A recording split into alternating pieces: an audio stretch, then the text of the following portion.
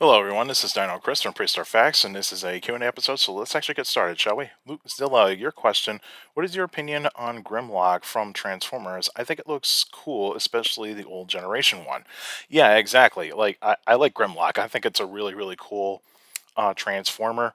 Uh, 90s kid like myself, Beast Wars was actually the Transformer show that was on in the 90s, and like the stories are really good. It's just that the animation, what it is back then, back then it looked pretty cool, but today it just looks very, very bad, and it looks like it's a really bad video game. But yeah, but I know like Megatron did become a T-Rex in Beast Wars, but Grimlock was the best version, really. And so, yeah, I'd probably say I agree with you. The old generation one is fantastic. The one in Age of Extinction, um, that Grimlock, like it does look cool. Um, it's just not like the best design. But even though that Grimlock, I believe when you look at the skull of that one and the teeth, it just looks like the one that is. It's I think it's based off of the T Rex Stan, if I remember correctly, because the teeth just look so similar to Stan's. But yeah, I do agree with you. The the OG is the original Grimlock is the best. Nicholas, do you know if Astrodon is a juvenile sauroposeidon like Plexisaurus, or is it a different species? From what I know, Astrodon is its own species. Um, I know there's a little bit of debate of if it is a juvenile of maybe a sauroposeidon, but I'd probably say it's still its own species because that's what I know so far is that it's its own species. Are there any other Brachiosaurus species in the early Cretaceous period, or did they all die out at in the early Cretaceous period? From what I know, they're mostly in the early Cretaceous period. They never made it to the late Cretaceous period because I know in the question you did say middle Cretaceous, and just to remind you, there is no middle Cretaceous. It's just because when you look at the geologic time scale and you go to the Mesozoic era, you get Triassic, Jurassic, and Cretaceous periods, but then those periods are divided a little bit more because Triassic has got early, middle, late. Jurassic has got early, middle, late. Cretaceous just has early and late. There is no middle, and so just to let you know. But I think the brachiosaurs, I think they made it all the way to 100 million years ago, and then they died out because titanosaurs took over. But yeah, I probably say that most of them were just in the early Cretaceous, and they didn't make it very far into the late Cretaceous period at all. So the only ones that I know of is Sauroposeidon, maybe Astrodon, but I probably say it's just mostly going to be uh, Sauroposeidon. Your next question, Nicholas: is it possible to clone an Ice Age cave bear? Yes, there is. There is a possibility to clone a Ice Age cave bear because there is a bear cub that was actually found in Siberia, frozen in the permafrost, and they can collect DNA samples from that because it's fairly recent in terms of time. More likely, say it's like say between 10,000 and 15,000 years old. And so, yeah, it is very viable to get DNA out of it and possibly clone it. But when are they going to do it? I don't know. That that's a big question for me to answer. Um, and then your last one: how accurate are the Jurassic Park / World movies compared to the novels? And so, Michael Crichton only wrote two books for Jurassic Park. He got the original Jurassic Park and Lost World. He was going to make a third Jurassic Park novel, but the thing was is that filming for Jurassic Park 3 already started, and so or already began. And but even though he was like the story consultant and he wrote bits of the story for Jurassic Park 3, but thing is that he didn't do too much for Jurassic Park 3. So the Jurassic World movies, they can't count for this, and so they really kind of are just like their own thing. So what we need to focus on is just Jurassic Park and Lost World. So compared to the novels, see Jurassic Park, the novel, you get more character development there. You get more character development, and also the story is way different. It's just way way different. Um, Whereas in the movie, the one we all know, uh, does actually not have the same storytelling bits that the novel does. But the thing is that a movie is going to have to be different from a novel because the movie has to be like different in terms of storytelling and also the characters too, because you want to make the characters relatable. You also want the characters to be fleshed out, or I shouldn't say fleshed out, more likely for the storytelling purposes in a movie to fit better for the audiences to actually be able to root for them or in all that sorts of stuff. And so in the novel, because see in the novel of Jurassic Park, the copies were in the first Jurassic Park novel, and then in Lost World the story is a bit darker, but it's not as good as the first Jurassic Park. Now, there are more dinosaur like action bits told in the story of Lost World compared to the Jurassic Park Michael Crichton story. So that's how you're gonna see the differences. Is that but the thing is, Lost World still got the darkness that it shows. Like when you look at Lost World compared to the first Jurassic Park movie, Lost World's a really dark film. It's a much darker film in terms of a story. Now, thing is, they're still going to be different from the novels. Like I said, they're going to be different from the novels. They're completely different. They're like their own stories. And so, but even though there are elements from the novels into the movies, but it's just very, very tiny amounts. You're not going to get a lot of it. And I know that's why there's certain people that are a fan of the books. When they go see the movie, they say, "Oh, the movie sucked. It's not as good as the novel." But people that only seen the movie have not seen or not have read the novel, they actually go, "Oh, the movie was actually really, really good." But at least I think the people that have read the books understood that Jurassic Park and Lost World uh, are completely different from the novels, and they accepted that they're going to have to be completely different from the novels. And so that's how you actually look at it.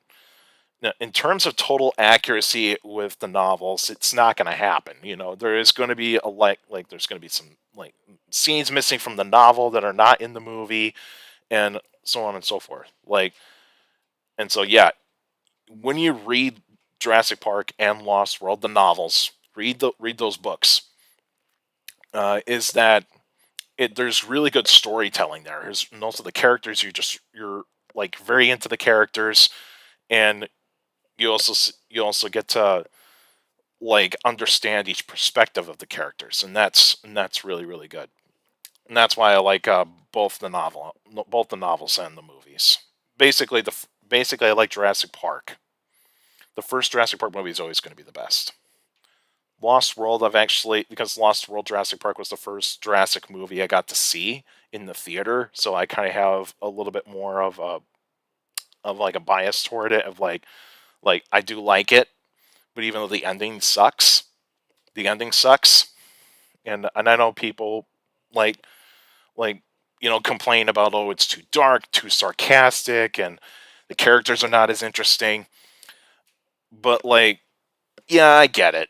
Like some of Ian Malcolm's crew, you kind of don't really root for them. You just kind of you're hoping that some of them do get eaten, that sort of thing, or killed by a dinosaur, because that's what you're kind of thinking is I mean, those characters can die, whereas Ian Malcolm could just survive. But at least you like Roland. Roland was actually a really good character in that movie. I liked Roland in Lost World Jurassic Park. I liked him. I thought he was a really good character. It was a very well fleshed out character, and the actor did a good job. Gotta give credit to the actor of just making a really good performance from that perspective. And then Alex, do you think that most of the horns, spikes, and bosses of the Ceratopsians were brightly colored during the breeding season? And do you think that the Ceratopsians would have used the brighter colors to warn the predators of staying away from the herd if there were juveniles that were in the herd? These are good questions. So, do I think Ceratopsians used their horn spikes and bosses? Did they have bright colors on them during breeding season? I think they did. I definitely think they did. Mainly the frills probably had a lot of more bright colors than, say, like the horns, spikes, and bosses. Because the horns, spikes, and bosses are going to be covered in keratin. That's the same stuff that is made out of your fingernails. And so that those could have colors, but really they don't really have to change color. It's just basically the frills. I think the frills were more likely going to be changing. We're going to have different types of colors. But yeah, I think during breeding season, the males use their frills to like show off to the females, and of course, when there's a rival male wanting to actually mate with the females, that's when like they at first they do like the display structure fight first, and when that doesn't work, then they start doing the pushing and shoving matches, and then that's where you get those injuries that we see on Ceratopsians. And so yeah, I'd probably say that during breeding season, males use their frills to that were brightly colored during the breeding season. Now, could they use these to actually warn off predators? Absolutely. Like there probably might have been a pattern on those frills to make it look like, oh, it's like a larger predator that is actually on that is actually there to scare off the predators. Because like why not? Because like you have this big display structure on your head, and you want to use that to your advantage to actually warn predators to stay away from you. And like but some of the times predators will actually see through that and go like, yeah, your prey item, your prey item, uh, it's time to feed, and that's how it's going to be sometimes. Now, I would say against younger predators, yes, those would actually be used against younger predators. But to the adults, that's actually going to be an interesting one, because sometimes the adult predators would actually know that, would see through that. And you're like, yeah, I've seen this before. I don't need to be afraid of this again. But yeah, I mean, like that's those are really good questions, Alex. I do think, yeah, the horns were also display horns and spikes were also display structures too. But like say the spikes on the frill of Styracosaurus, for example, those were most likely for display purposes only. But like the nasal horn was probably a really good defense mechanism, a defense to actually like ward off predators. Basically Tyrannosaurus, like say Albertosaurus or Gorgosaurus. And Triceratops, has those horns and that frill probably was brightly colored, and those horns were used for display first, then as a defense. And so, yeah, very good questions, Alex. I do like those questions. Very, very good questions. All right, Benjamin. Tylosaurus versus Kronosaurus versus Symbospondylus. Which one has the power to win? So, triple fight. So, like a trio here of a battle. I would say Symbospondylus and Tylosaurus have one advantage over Kronosaurus, and that is speed and agility. And so I'd probably say speed and agility go to Tylosaurus and Symbospondylus, because Symbospondylus is a primitive ichthyosaur. It's a primitive ichthyosaur, or like a basal ichthyosaur, so to speak. And then Tylosaurus is a mosasaur, and so those two would have speed. Kronosaurus would have a much more difficult time of actually getting to turn quickly, because it has front flippers, but at least the front flippers can do a little bit more of the heavy lifting to actually be able to turn as quick as it could. But I'd say Kronosaurus is more likely going to have a little bit more on the power in certain aspects, but like Tylosaurus is no slouch in terms of biting power. I'd probably say Tylosaurus would have the stronger bite force compared to Kronosaurus, Symbospondylus does not have a very strong bite force, didn't need to, so it probably would not have the bite force necessary to do anything well. So I'd say Symbospondylus is more likely going to lose first. Then it's probably more likely going to be Kronosaurus versus Tylosaurus.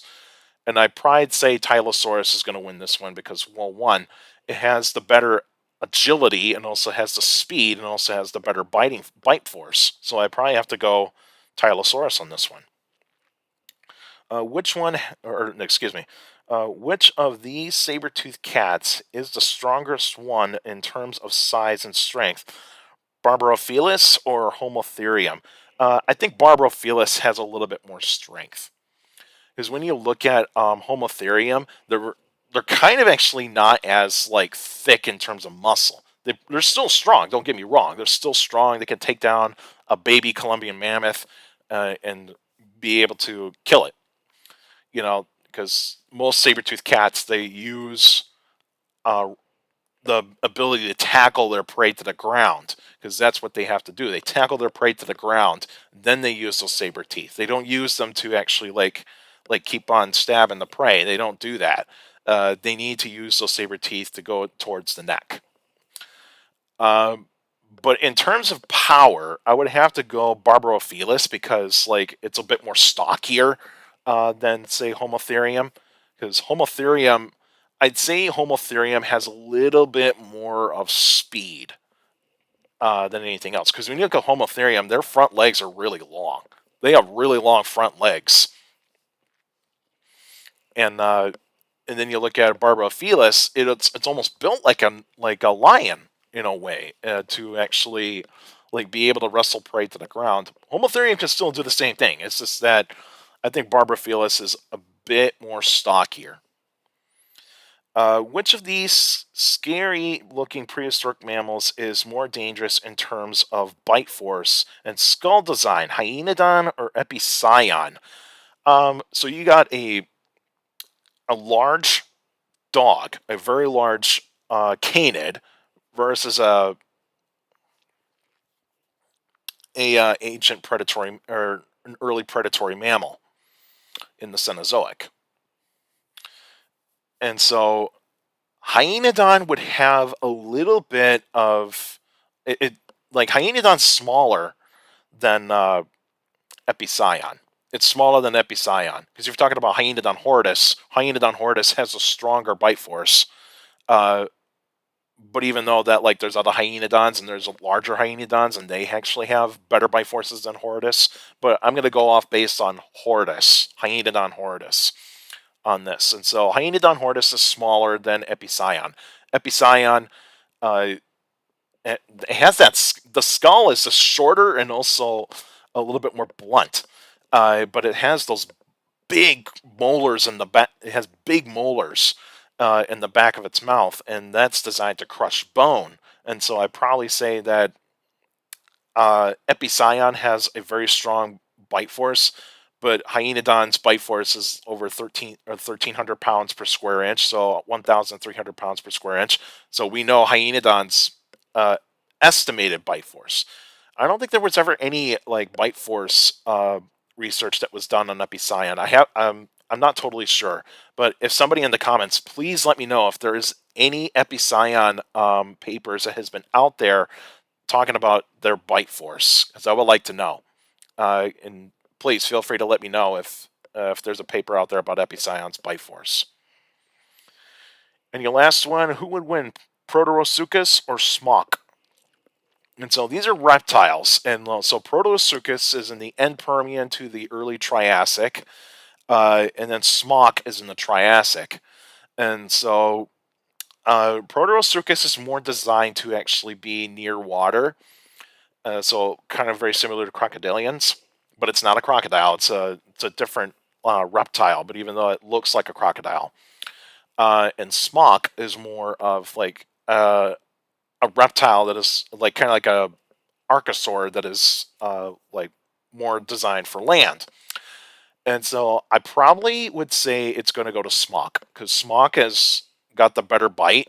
It's got the skull is just more designed to actually take better like biting forces, Whereas Proterosuchus, it's not designed for that. It's not designed to like have a very powerful bite force because its skull is thin and elongated, and so I give it to Smock, even though that like Proterosuchus is still a really strong opponent for Smock, but I probably have to go with Smock on this one. That's all the questions I got for you today. So next week will be a special episode. I'll let you guys know what kind of prehistoric I'm going to talk about. So stay tuned for that. And also if you got. But you can still send me questions about dinosaurs and other prehistoric life by emailing me at dinochrist71@gmail.com, or just go to my Facebook page, Prehistoric Facts of DinoChrist. Like the page, you have to post your questions in the comment section. Please put them in the comment section. Don't put them on Messenger.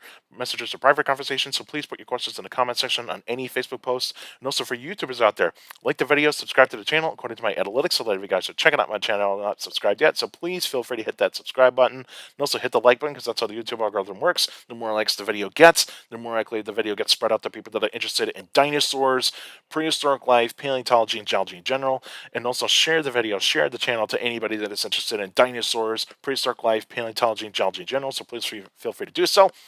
And also, I hit the notification bell so that way you can get weekly videos that comes out. And also for YouTubers out there, feel free to leave your questions in the comment section because I do read them all. Your questions mean a lot on these Q&A episodes. So all of you to send me questions via email, Facebook, and YouTube. You guys are awesome. You're giving me some great questions for these Q&A episodes. It means a lot. And also make sure you keep your questions short to the point. You also follow me on Instagram at DinoDarkChris.pf. I post pretty cool stuff on there. You also follow me on Threads. Same thing at DinoDarkChris.pf. I post pretty cool stuff on there as well. Also, take care of people around you. And also for your younger people out there to make solutions, your parents, your teachers, and your guardians. It's the best motivation you could have. A good education. It's very important to have a good education. With a good education, you get a good job in the future. That's it for now. And I'll see you guys next time.